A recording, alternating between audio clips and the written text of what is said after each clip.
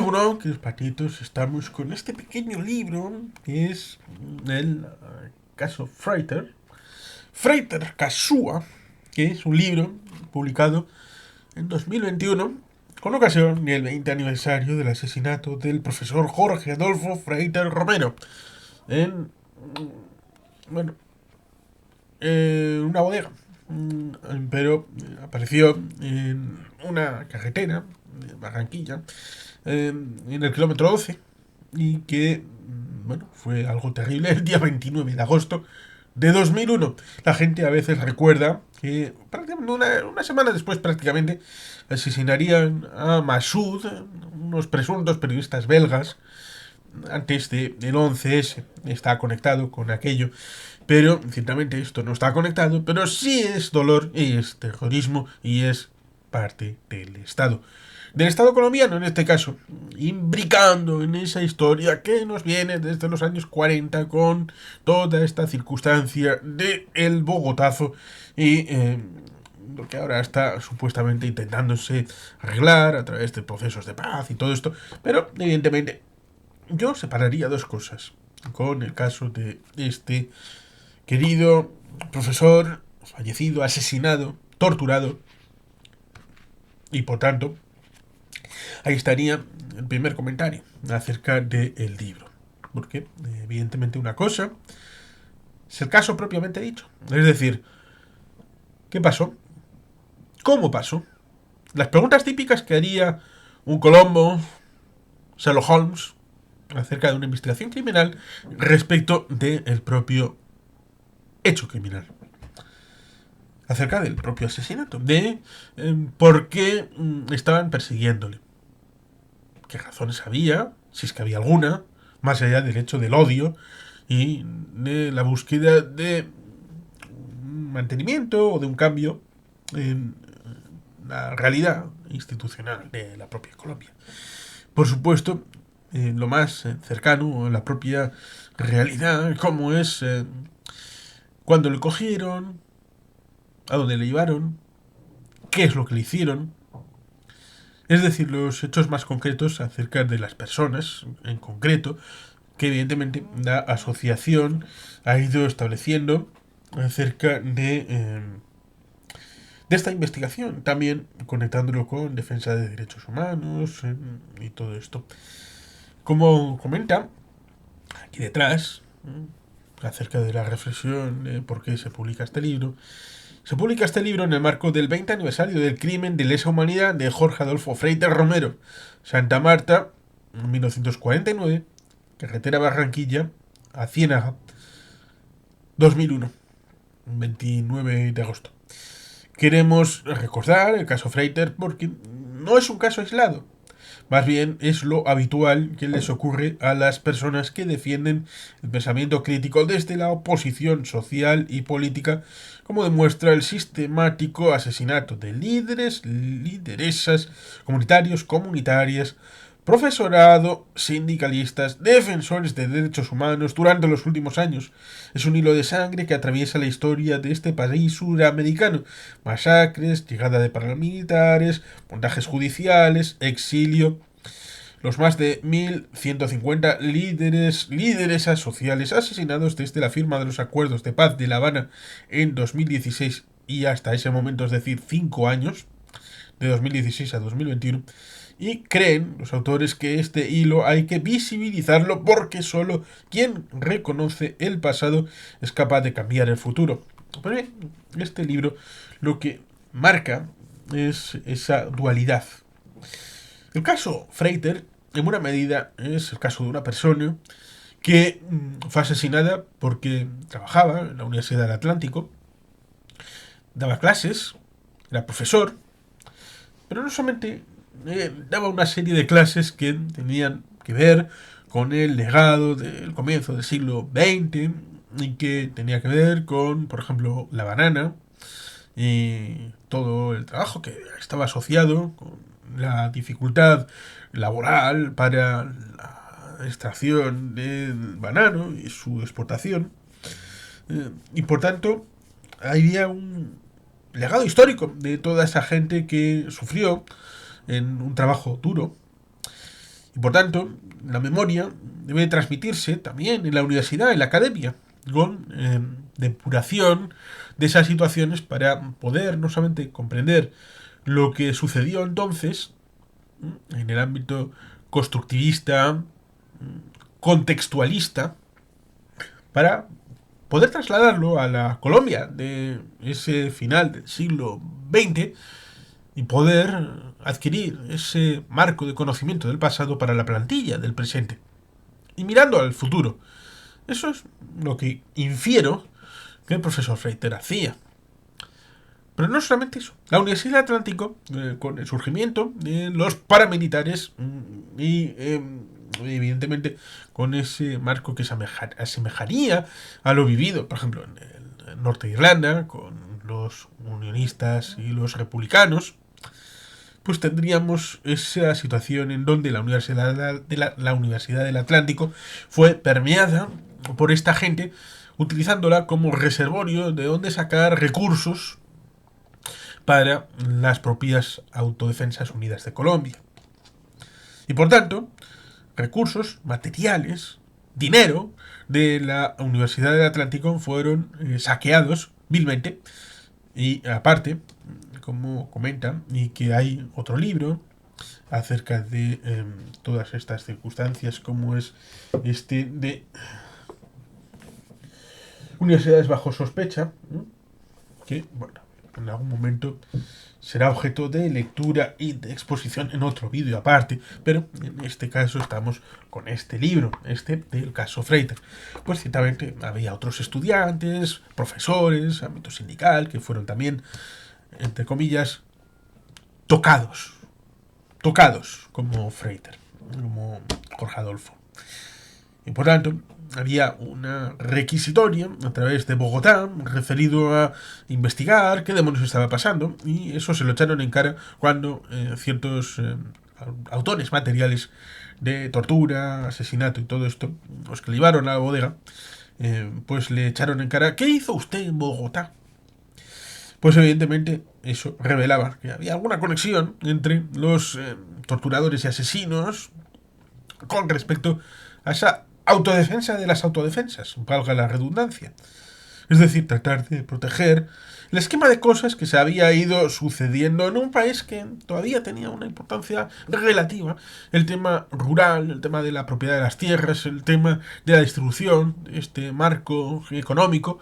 Y evidentemente las autodefensas vienen en ese afán de proteger el modo de vida de ciertas personas, familias y colectivos, que veían como peligroso, como riesgoso, como dificultoso el hecho de que hubiera alguien que quisiera investigar desde el pasado, el presente, para tratar de transformar el futuro.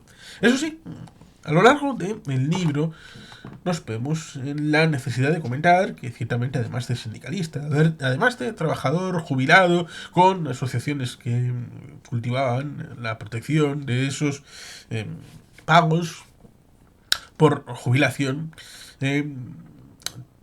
el pensamiento de Jorge Adolfo Freiter Romero, legítimamente, ojo, cuidado, legítimamente, pero hay que señalarlo, era desde el marxismo-leninismo. Un pensamiento marxista-leninista que entronca con toda esa situación en la que vemos unas FARC, un ELN y todo esto que en principio pudieran permear ideológicamente con esa ideología, valga la redundancia, de marco de Guerra Fría, Unión Soviética, Cuba. Recordemos que ciertamente Cuba es el mayor injerentista en el hemisferio occidental, mucho más que Estados Unidos, al que no hay que perdonar todas sus ofensas a los derechos humanos. Evidentemente, una mano no lava la otra, lo mismo que cuando, haciendo una pequeña digresión, cuando vemos que la gente dice: es que en marzo de 2003 no había armas de destrucción masiva. Incluso hay gente que va más allá y dice que como en marzo de 2003 no había armas de destrucción masiva en Irak, nunca las hubo. Lo cual es blanquear el régimen dictatorial de Saddam Hussein, lo cual no es aceptable. No es aceptable. ¿Por qué? Pues porque sabemos perfectamente que tuvo armas de destrucción masiva y las utilizó. Las tenía en la en la zona de ataque contra los kurdos en 1988. Atacó con armas químicas y bacteriológicas. Y también la arma nuclear que lo buscó en 1981, que fue atacada, sí, por Israel, pero sí también por Irán en 1981. La central de Osirak tuvo 2 ataques el mismo año, pagados por franceses. Los franceses que tuvieron ese afán de distribución de las armas de destrucción masiva. Pero ciertamente, el paréntesis lo cerramos aquí, referido al hecho de que cuando en un punto en concreto la realidad no es exactamente así, no significa que no podamos investigar ese hilo en otras partes de la historia. Lo cual, evidentemente, no quiero decir de ninguna de las maneras que esté justificando absolutamente nada. Simplemente estoy tratando de explicar y entender que toda esta gente de las autodefensas y de los llamados paramilitares veían comunistas por todos lados y veían que cualquier cosa que se opusiera a ellos estaban con el enemigo. Y por tanto no sabían diferenciar de, vale, aquí están las guerrillas que tienen su forma de actuar y a veces también se metían en el narcotráfico, las narcoguerrillas. Recordemos que en todo este marco general, Noriega, que en algún momento estaba triangulando con la CIA, La Habana, pues también traficaba con drogas porque a fin de cuentas estas cosas acaban por conocerse y que evidentemente el ganador de la batalla de Cuito Cubanale en Angola, en las batallas de frontera, será juzgado en 1989 porque podía dar sombra al régimen de Castro. Por tanto, estas cosas suceden. Que o conmigo o contra mí. Y cuando no estás 100% conmigo, como Camilo Cienfuegos, se pueden poner en el otro lado. Sobre todo Camilo, que era el general más popular de la revolución en el ámbito de Cuba de 1959. Por tanto, ahí tenemos un elemento interesante. Interesante porque es el juego de lo concreto engarzado luego con lo general. Y mi problema viene precisamente con el engarce con lo general. Lo concreto está bien claro y hay que quitarse el sombrero a la asociación, a la familia directa de Jorge Adolfo, a los investigadores que han profundizado y conseguido algunos logros que se mencionan en este libro a la hora de convencer de alguna manera con datos, con información, con pesquisas al Estado colombiano para que acepte su grado de compromiso en un crimen, convertirlo en un crimen de lesa humanidad incardinado en otros que han sucedido en ese espacio y tiempo, y que evidentemente eso es horas de trabajo, horas de investigación, ratones de biblioteca, de archivos, querer preguntar a la gente, querer saber más y sobre todo lograr llegar a donde otros no han querido que se llegue. Por tanto, esos riesgos personales que, por ejemplo, llevaron el hermano mayor de Jorge Adolfo Freiter Florian, que es la persona que yo conozco más, porque Florian salió a Venezuela. En Venezuela lanzó cientos de correos electrónicos. Uno llegó a Rafael, la reina Valderrama, y a través de él, este muchacho llegó al País Vasco. Y a través del País Vasco, pues evidentemente yo soy de aquí y le conocí. A través de las juventudes de Euskal Kartasuna y en Euskal Kartasuna. Pero bueno, eso es un tanto accesorio. Lo que no es accesorio es ese hecho, que uno tuvo que ir a Venezuela, luego de Venezuela al País Vasco, y el otro a Canadá, el hermano mayor. Hijos ambos de el finado, el triste finado. Y que ciertamente, como haría cualquiera, siente la necesidad de entender. Un entendimiento que, como digo, tiene todo eso que ver con la figura, con todas esas luchas personales que tenía de leer, en el buen sentido regurgitar, porque ha pasado por el tamiz del propio profesor a la hora de introducir el orden y esquema para que lo que él ha ido cogiendo de todos lados a lo largo de su formación personal en esos 50 años, pues evidentemente es una sistemática que es particular de cada uno.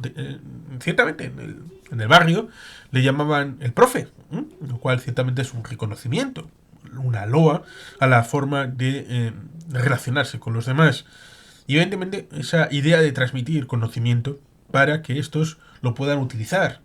La idea de que la persona que está iletrada, de que la ignorancia es poder, que es uno de los mantras, por ejemplo, de 1984, y que evidentemente es un riesgo que hay que tratar de evitar y de coagular, pero evidentemente algunos pueden llegar a pensar que esos desafíos, si se eliminan, por lo menos durante un tiempo, puede ser que se consiga un cierto éxito temporal, aunque luego puedan saber que la cosa no será duradera, pero evidentemente pueden pensar que se puede llegar a un logro de status quo en donde logren sus objetivos temporales, política e institucionalmente, o por lo menos puedan mantener unos privilegios de una clase social acomodada ligada a la renta y a la tierra y a su gestión, y que, bueno, ciertamente es algo de mirada corta, no de mirada larga.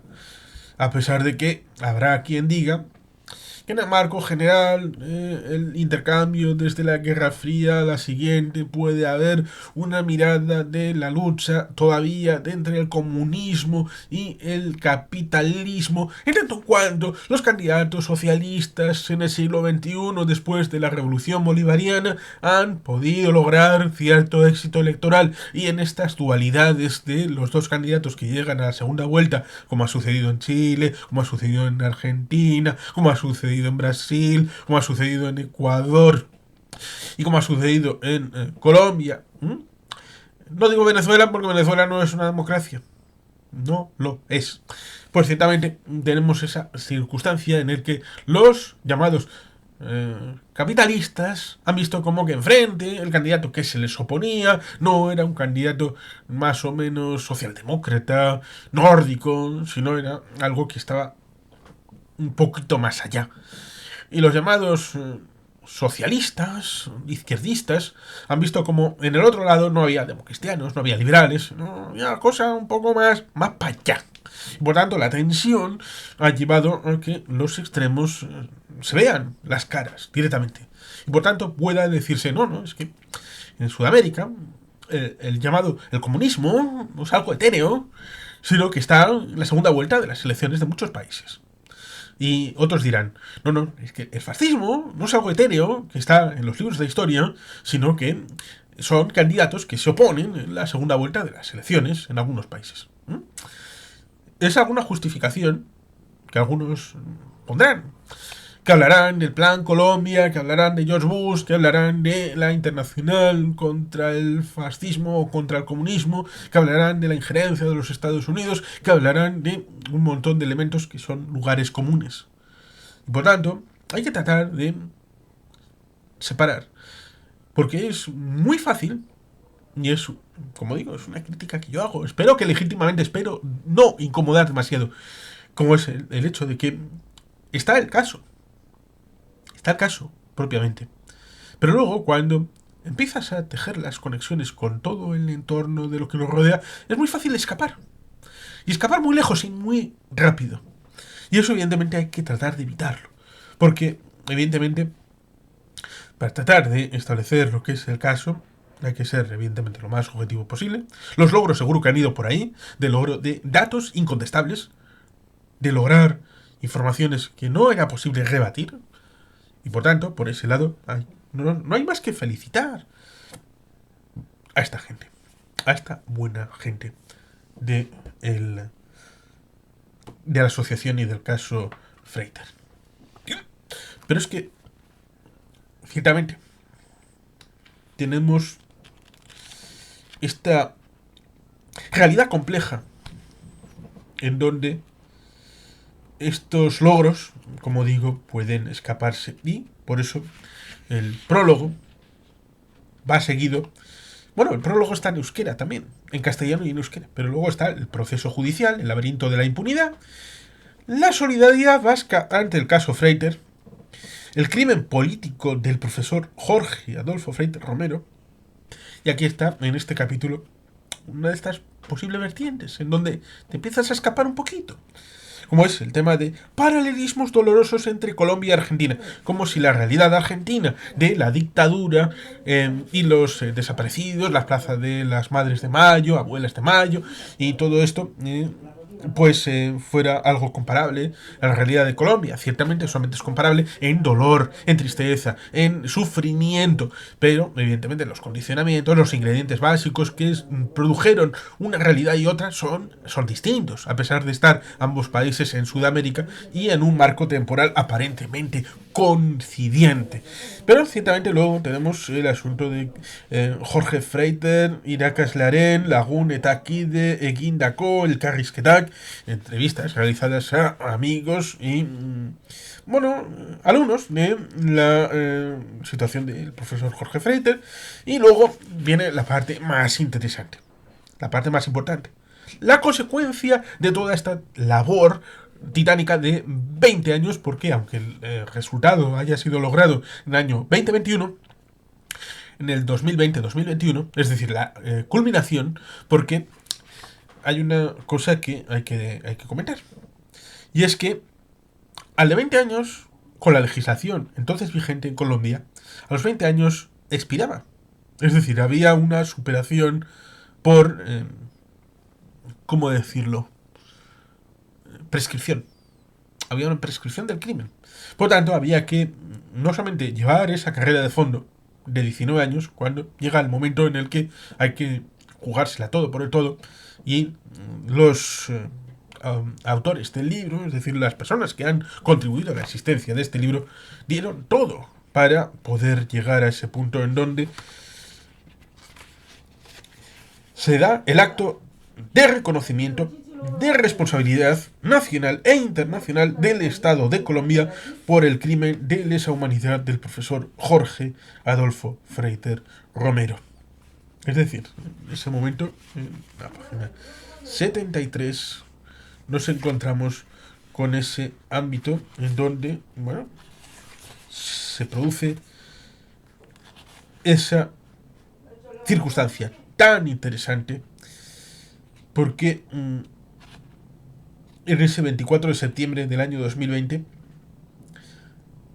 la Fiscalía General de la Nación, a través del fiscal especializado contra violencias de derechos humanos, establecerá ese marco en donde habrá verdad, justicia, reparación y no repetición en esta labor acerca del escabroso camino de exigir a las autoridades colombianas el esclarecimiento de este hecho cruel, la captura y enjuiciamiento de los autores materiales e intelectuales pacientemente por más de 19 años, y se ha conseguido esos tres hechos fundamentales, como son esa declaración de lesa humanidad por parte de la Fiscalía General de la Nación, a través del fiscal especializado contra las violaciones de derechos humanos y al derecho internacional humanitario, el consenso para el acuerdo amistoso y, tercero, el reconocimiento nacional e internacional de parte del Estado de Colombia por el crimen de lesa humanidad del profesor Jorge Adolfo Freiter Romero. Y luego está la declaración de reconocimiento de responsabilidad del Estado colombiano, que,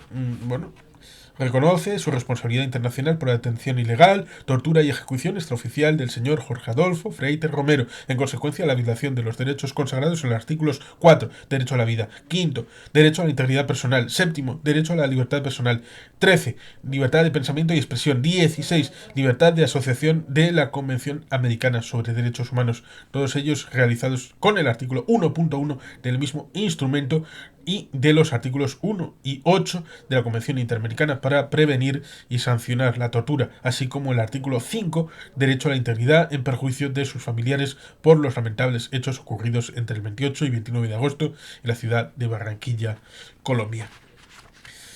Y luego el asunto de crimen de Estado por Luis Fernando Trejos Rosero.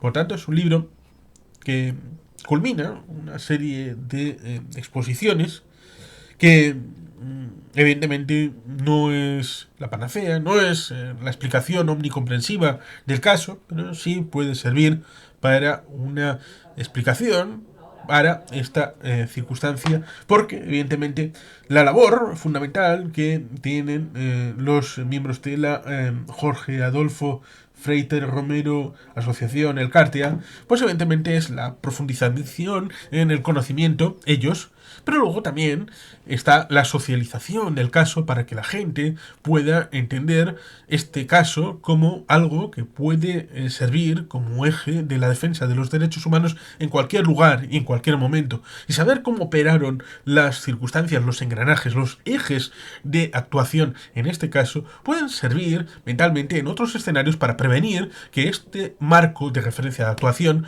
se pueda volver a repetir en algún otro lugar. Y por tanto, desde la vertiente personal y particular de la familia Freiter para su sanación del alma, por decirlo de alguna manera, pero también para todos los demás, para que nadie más sufra como la familia Freiter. Tratar de encapsular todo esto y tirarlo hacia el pasado con reconciliación, con redención y con trabajo de libertad hacia el futuro para Colombia, pero también para otros escenarios de conflicto.